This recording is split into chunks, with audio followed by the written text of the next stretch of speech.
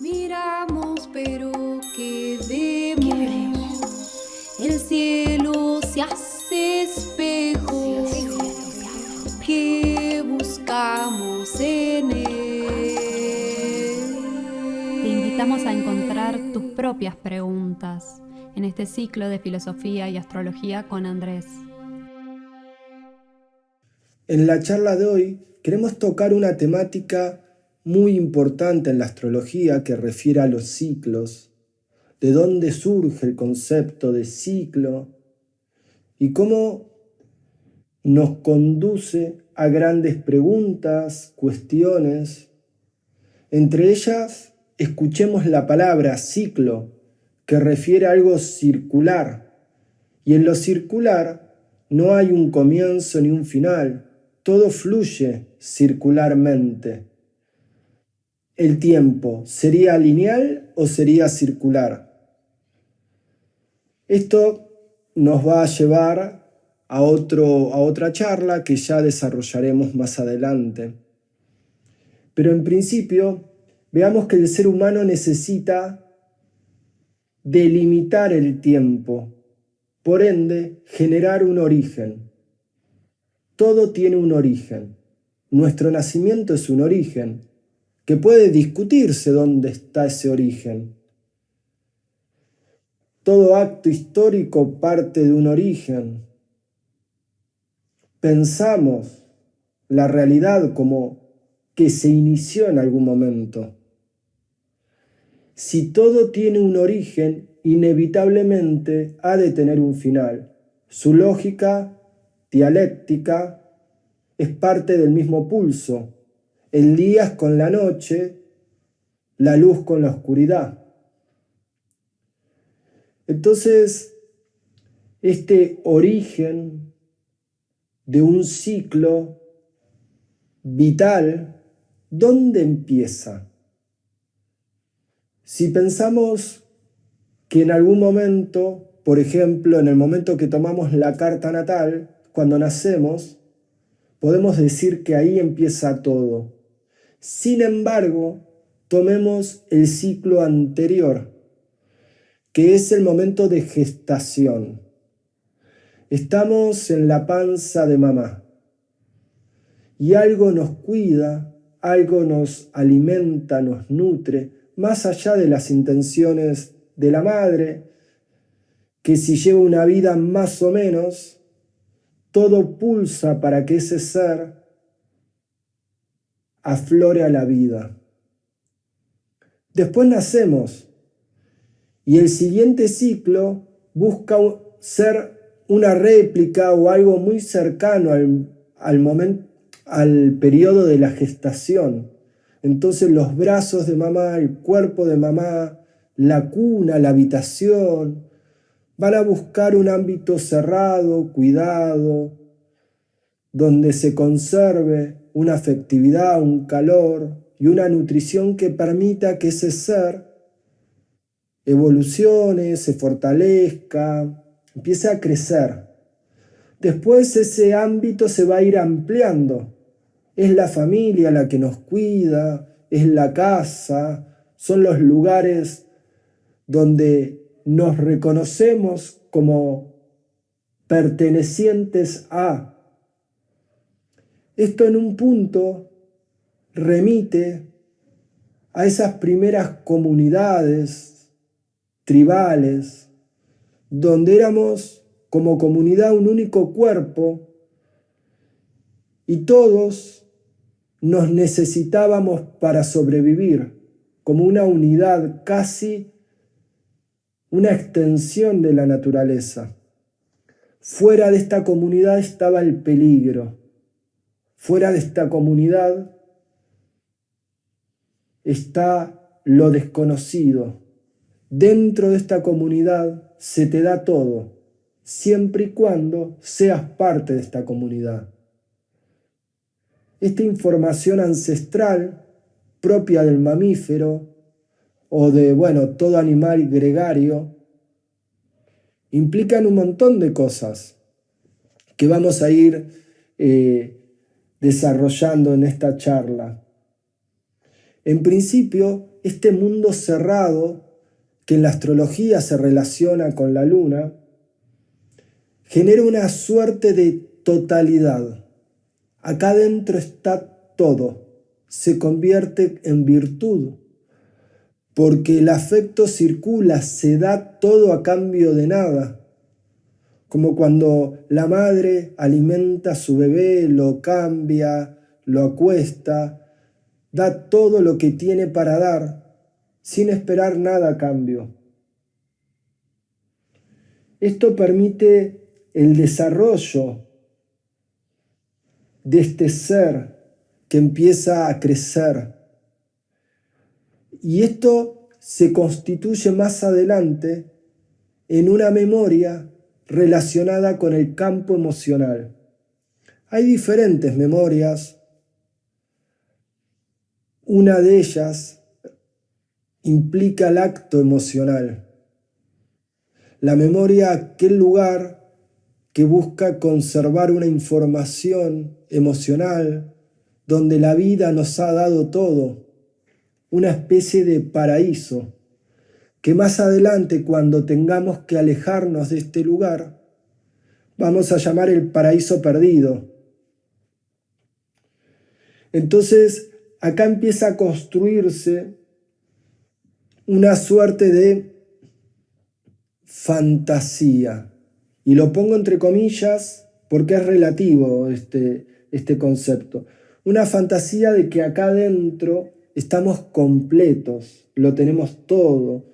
Es un lugar de máxima seguridad, donde no hay conflictos.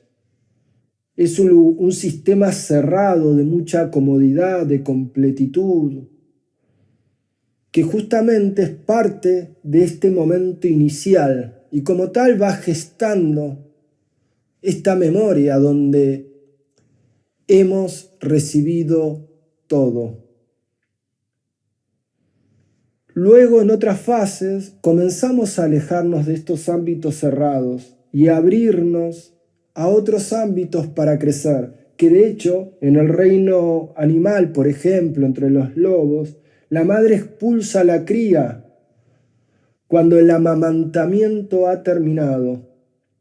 Y esto permite que otras funciones se activen y se pongan en juego, sin la cual jamás se pondrían en juego. Por ejemplo, la función de la luna, que es cuidar y nutrir y dar seguridad, expulsa las otras funciones. Urano, el cambio y lo creativo, Marte, la fuerza y el deseo, Saturno, las estructuras de la realidad, las leyes, los límites. Esto es como orgánico. Esto va a dar cuenta de este ser interno que empieza a florecer. Pero ¿qué pasa? Este mundo interno va enriqueciéndose, pero en otro momento, en otra fase de la vida, va a tener que dejar atrás todo esto recibido para redescubrirse en otras situaciones, en otras experiencias y de otras maneras. Pero ¿qué pasa? ¿Solemos abrirnos emocionalmente a las diferencias, al cambio y a redescubrirnos? ¿O hay algo que remite a esta memoria ancestral del mamífero, de la comunidad, que es también un gran hechizo, el hechizo lunar, donde queremos quedarnos siempre en esos lugares cómodos, conocidos, cerrados, donde fantaseamos el afuera? Esto es una pregunta y habla de los ciclos. El afecto es una sustancia vital para sobrevivir. En la dimensión física, la madre es un plano simbólico, energético, pero también afectivo, que va a dar cuenta también de esta primera identidad, que construye valoraciones. Si fuimos amados, si hemos tenido un lugar cálido, si se nos ha nutrido adecuadamente, van a ir generando patrones de conducta. Y estas primeras pautas emocionales, que son las que heredamos, no las elegimos, cuando empezamos a darnos cuenta de nosotros mismos, ya hay construido todo un campo emocional, anterior incluso al nacimiento. Ese ser que viene a la vida ya es recibido en un entorno con cierta cualidad afectiva. Y esto inevitablemente ha de estar en ese nuevo ser que empieza a explorar la vida con estas emociones ya instaladas. Estas pautas emocionales moldean y estructuran la primera identidad. La primera identidad es la identidad por pertenencia, aquello que nos han dado, aquello que se nos ha instalado simplemente por venir a la vida. Podemos incluso decir que es la identidad karmática, mirando el karma no como algo negativo, sino como algo ya constituido. Ahora bien, el gran tema de estas memorias es que no las vemos, y como no las vemos, obran desde las sombras, es decir, funcionan a modo de mecanismo. Son hábitos o reacciones automáticas que se activan por sí mismas, porque quizás en otra fase de la vida, en otro ciclo anterior, las hemos necesitado o las hemos actuado, las hemos recibido y las hemos expresado, porque para esa fase eran necesarias, eran parte del equilibrio. Ahora bien, como hemos cambiado, hemos crecido, nos hemos alejado de ese primer núcleo, es como que eso ya no está más. Ahora bien, ante ciertas inseguridades, ante ciertos miedos, ante ciertas cosas que nos desestabilizan, la pauta emocional se activa sin que podamos verla. Es como si no existiera, pero de pronto nos toma y nos posee y la actuamos sin verla, sin conciencia. Y he aquí el gran mecanismo de la luna que remite siempre a hábitos emocionales. ¿Cómo es posible que en esta nueva fase, donde las experiencias me llevan a nuevas conductas, sin embargo, repitamos pautas emocionales de fases anteriores, infantiles, donde antes está bien, era lo que había, pero ahora las nuevas exigencias nos piden, nos exigen, de hecho, conductas distintas, un campo emocional diferente para afrontar las distintas temáticas. ¿Cómo es posible que ante los nuevos desafíos respondamos con lo conocido? ¿Cómo es posible que ante algo desconocido que está más allá, en el horizonte hacia donde nos guía algo, no obstante respondamos con una tecnología anticuada que funcionó ciclos anteriores? Esta es la trampa y el hechizo de la luna, que nos envuelve en un lugar de afectividad, de memorias, de anhelos que muchas veces hacen que se produzca un desfasaje o bien un nivel de tardanza. ¿Entre qué? Entre el escenario que nos propone ciertas experiencias y lo que yo ya sé de mí, lo que tengo para dar. Que esto es falso, ¿verdad? Se sostiene en una ilusión, porque eso que yo aparentemente tengo para dar, que yo ya sé de mí, se construyó en un ciclo donde lo hemos recibido, donde esas pautas se han instalado de manera inconsciente y que en la evolución de la conciencia y en la afirmación de la individualidad, inevitablemente voy a discutir, voy a poner en duda. Y acá viene el trabajo de evolución personal, que es cómo detecto, cómo observo, cómo me conecto con esas pautas para hacerlas conscientes y ver de qué modo se activan y qué resultados generan. Porque desde el momento que esas memorias devienen conscientes, se liberan. Entonces, donde había algo que obraba desde las sombras y como tal, la conciencia dice, no, nada que ver, no existe, se pasa algo diferente, a darme cuenta de que esta conducta está en mí y que en las acciones que emprendo, las decisiones que tomo, las búsquedas que realizo, necesito tenerlas en cuenta. Fíjense que yo no dije que es algo que resuelvo y que ya no está más. Quizás en esta identidad que formé van a seguir estando, porque son parte de mi camino, de mi proceso, porque me han marcado. Lo que estoy diciendo es que tengo dos posibles miradas. Una, la negación, no verlas, y otra, verlas. Siempre que algo lo puedo ver, lo puedo incorporar al sistema y hacerlo herramienta. Y así es como la conciencia sale ampliada.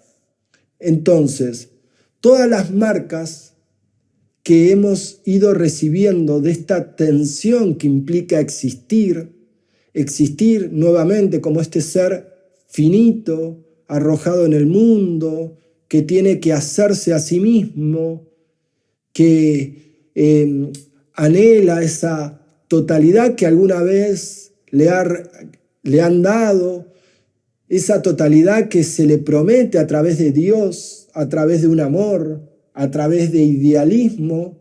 Sin embargo, en este mundo perecedero, mezquino, lastimado, pelea, batalla, etcétera, etcétera, etcétera. Esto va formando un campo emocional herido, marcado. ¿Qué quiere decir? Que el día de mañana quizás yo me enamoro y empiezo a formar una pareja. Pero si el campo emocional está marcado, todas las decisiones que emprenda con esta nueva pareja van a ser filtradas por este campo emocional marcado. De hecho, de esto se encarga el psicoanálisis, ¿verdad? De estudiar, de investigar, de desarrollar. Acá simplemente lo ponemos en la superficie para observarlo. Entonces, qué interesante es pensar que este hechizo de ciertas memorias que obra desde lo inconsciente, ¿y por qué digo hechizo? Por lo siguiente.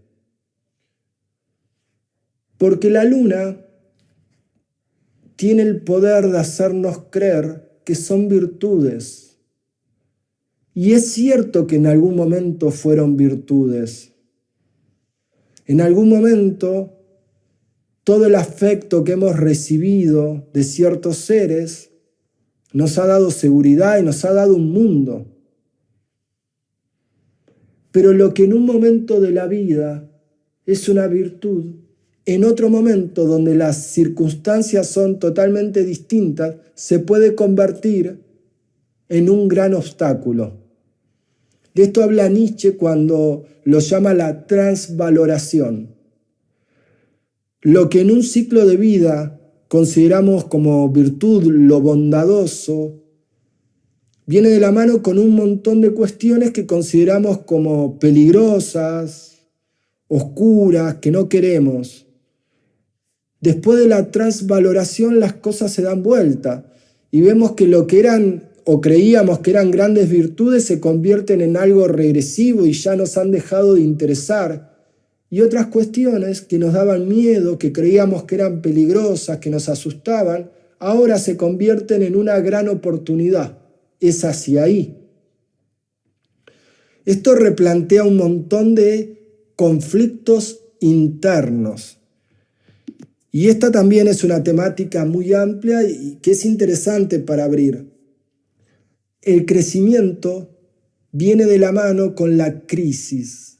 La crisis es el momento de mayor información dentro de un proceso vital. Es donde nos damos cuenta del otro lado que veníamos excluyendo.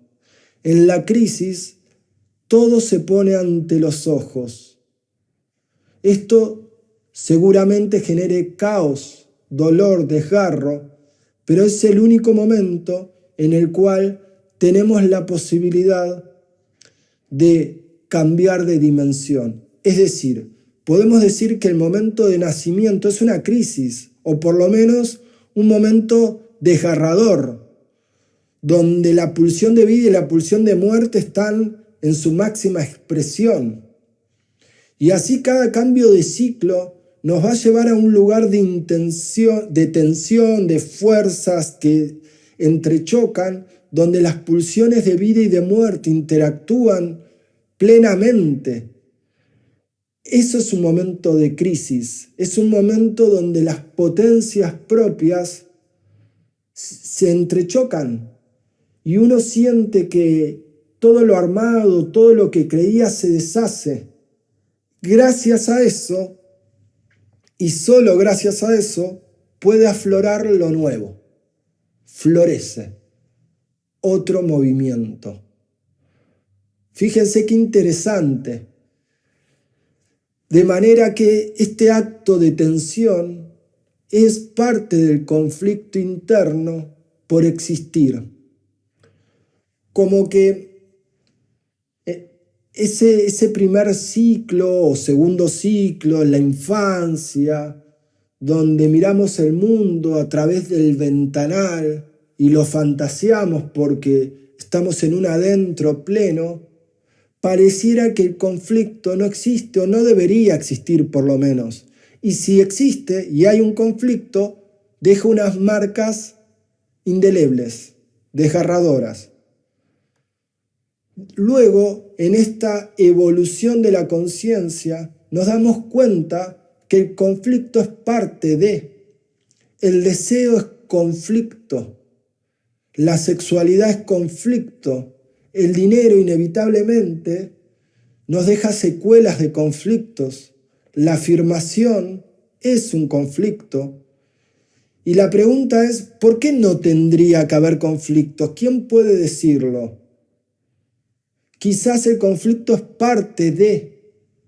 Ahora, desde el momento que yo introyecto el conflicto y lo asimilo como parte misma de esta potencia vital, ya el conflicto deja de ser, algo ajeno, que no tiene que ver conmigo, y pasa a ser un movimiento propio de la vida.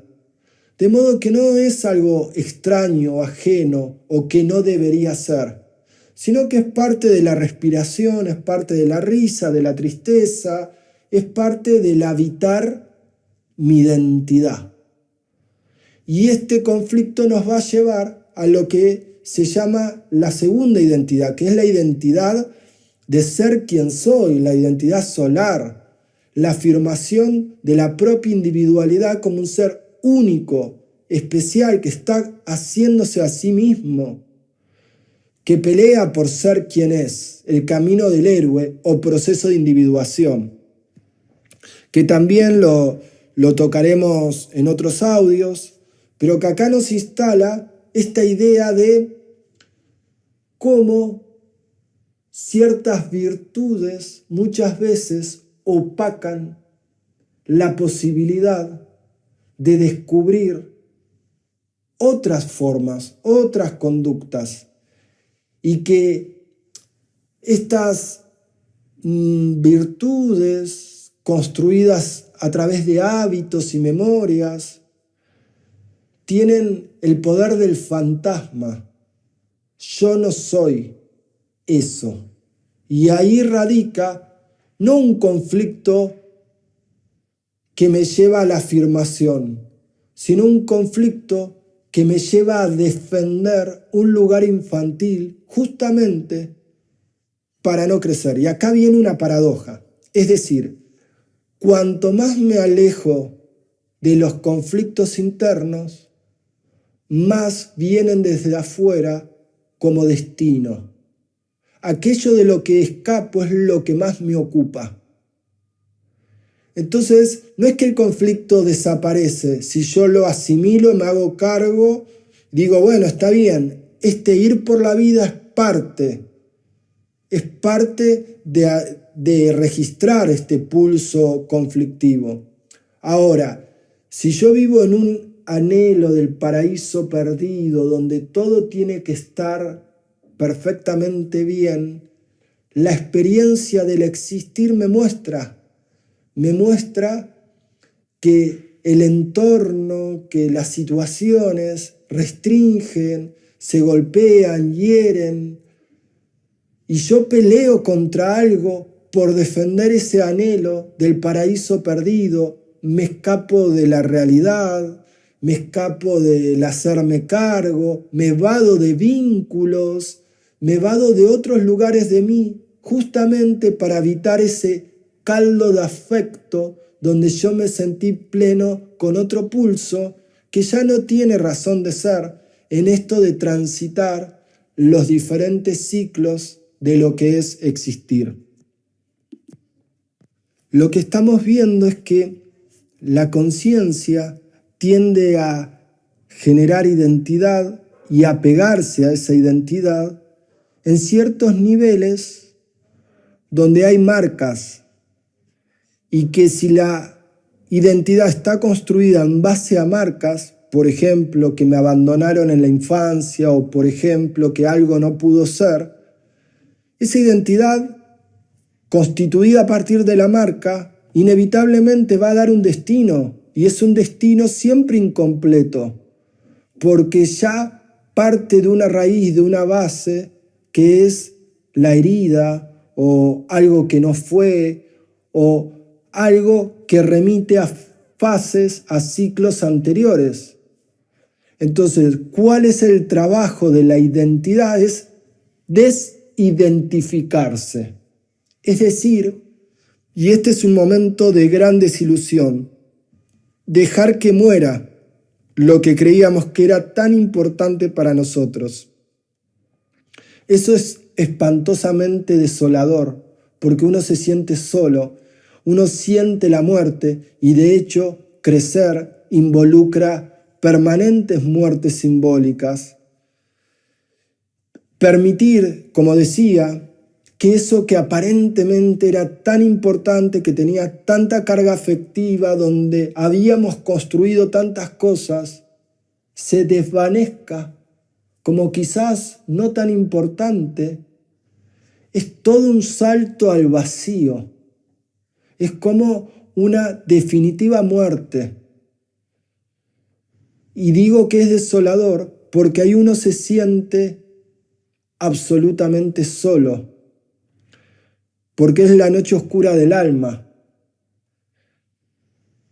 Claramente, esto es un momento que puede durar un tiempo, pero que tenemos dos opciones, de nuevo: evitar esta muerte y volver al mecanismo infantil y a generar una vida apegada a una identidad de fases, de ciclos anteriores, o bien atravesar este desgarro, dejarnos atrapar por el dolor, el caos, la incomprensión, la soledad. Ahora, en este dolor es donde se empieza a desarrollar otras funciones en nosotros que desconocíamos. Entonces empieza a emerger la valentía, la perseverancia, la fuerza interior, el llamado hacia una dimensión distinta, la entrega, la humildad, por ejemplo, el acto de humildad como parte de un servicio que nos alinea con una voluntad superior. Es decir, en esta despersonalización de memorias, de creencias antiguas, de emociones viejas, se produce un vacío. Y ese vacío es muy difícil de sostener. De hecho, el vacío es peor que el sufrimiento, porque en el sufrimiento hay excusas, hay razones, uno se agarra a la dramatización, pero si se produce un vacío, no podés dramatizar. Y esto es desolador porque no tenés nada para justificar, no hay de qué agarrarse, todo se desvanece. Y ahí está, en sostener ese vacío, el desafío de la identidad nueva. Porque en ese vacío es donde se empiezan a gestar las cualidades que van a dar respuesta mucho más amplias, nuevas, modernas, a las nuevas exigencias que nos propone existir. De pronto descubrimos cosas que jamás hubiéramos sospechado en nosotros. Es un redescubrimiento de nuestro ser. Y esto no lo podemos saber con antelación. Solo lo podemos descubrir en los momentos donde la vida duele. En definitiva, y como para dar cierre a esta charla, ¿qué lugar ocupa en nuestra identidad y en el desarrollo de esta identidad este dolor de ser y de no ser? De ir detrás siempre de algo que nunca es.